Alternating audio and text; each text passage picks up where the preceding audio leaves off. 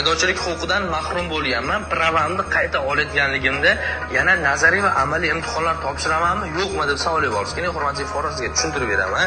Pravani qayta olayotganda siz imtihon topshirmaysiz ham desa bo'ladi, topshirasiz desa ham bo'ladi. Buning tartibi ijtimoiy tarmoq imkoniyatlari kengayganiku yaxshi, ammo bugun tarmoq foydalanuvchilari mana shu kabi yolg'on xabarlarga ishonib qolish holatlari ham uchramoqda.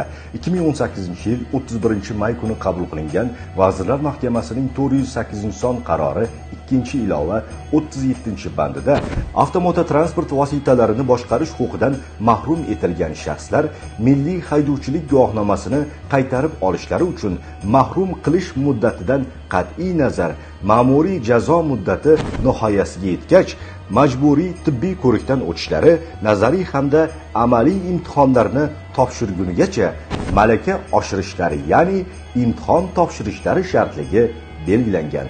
Hurmatli ijtimoiy tarmoq vakillari, agar siz haqiqatan ham yurist bo'lsangiz yoki shu kasbga qiziqsangiz, jamoatchilikni chalg'itishdan, o'zingizga nisbatan ishonchsizlik keltirib chiqarishdan avval vaqt bo'lganida amaldagi qonunchilik bilan yaxshilab tanishib oling. Fuqarolarga haydovchilik guvohnomasini qayta tiklash uchun bu kabi qiyinchiliklarga duch kelishdan avval haydovchilik huquqidan mahrum etadigan yo'l qoidalarini buzmasliklarini so'raymiz.